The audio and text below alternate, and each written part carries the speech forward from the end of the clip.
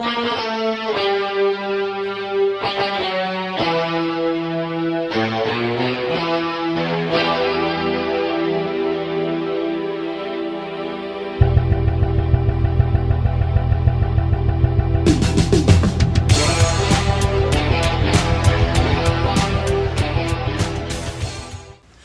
it going, everybody?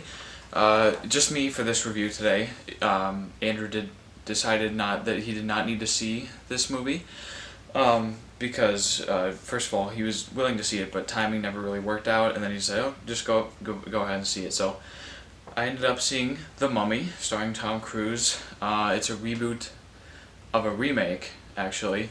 First one came out in 1932. Then they made a remake in the 90s with Brendan Fraser, which that's my personal favorite of the franchise. But now there's this new one starring Tom Cruise, and Tom Cruise is someone who is known for his big action movies. He does a lot of stunts, a lot of big movies. So they sort of said, "Hey, we want to start a dark universe. Tom, help us reinvigorate this franchise, give it some zest." And so of course they had to make this, give more action to this movie, make it more big and exciting, I suppose. And the question is, does this method work for The Mummy? Is this movie good? And the answer to that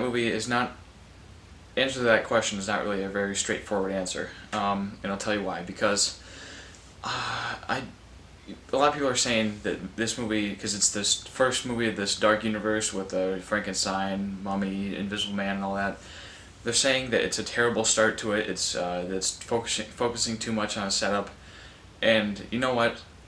You're 100% right. This movie, that's one of my biggest problems with it, is that it's focusing way too much on setting up the universe for future installments, and I just don't think it focused enough on its own story.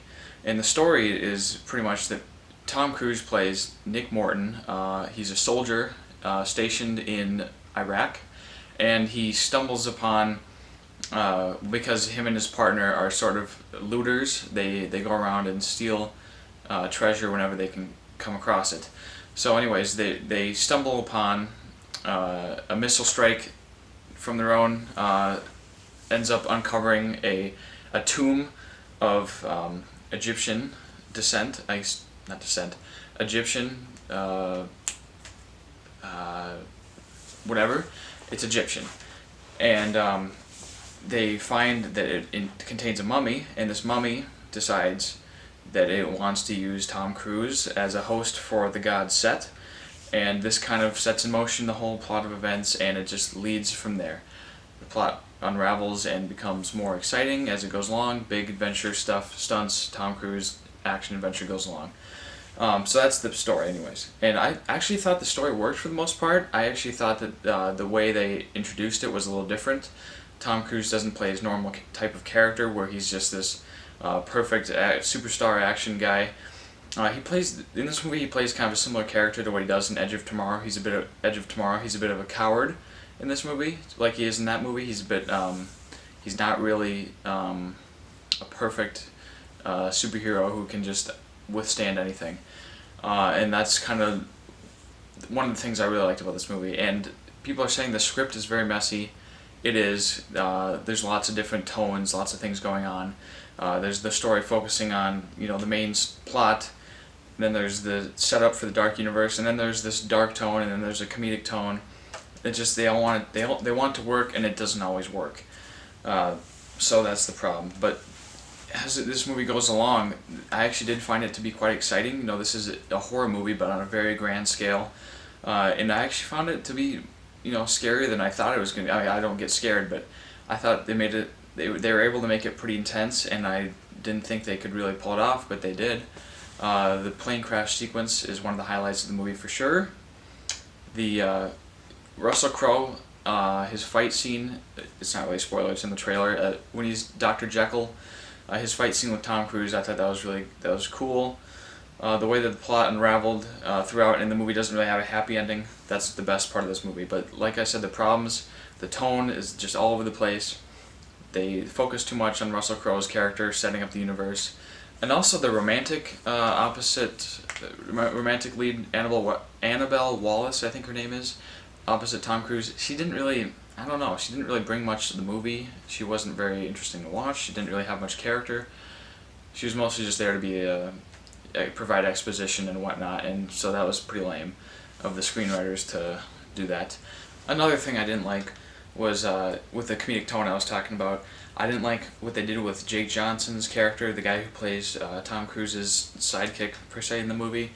I thought he was like when they started out the movie, he was okay. He kind of had some funny moments, but then they do something with his character throughout the middle of the movie and whatnot. That just was like, why?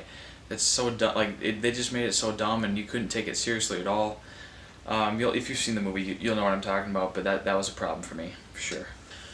But overall, guys, I actually did quite enjoy this movie. The Mummy is not a bad time at the theaters, especially for a summer blockbuster popcorn movie. This is exactly what you're looking for. I don't get the 20% Rotten Tomatoes score. I think this deserves more of a... Personally, I think it deserves more of a 60%, maybe 70%, but that'd be probably pushing it, but probably like a 60% Rotten Tomatoes score.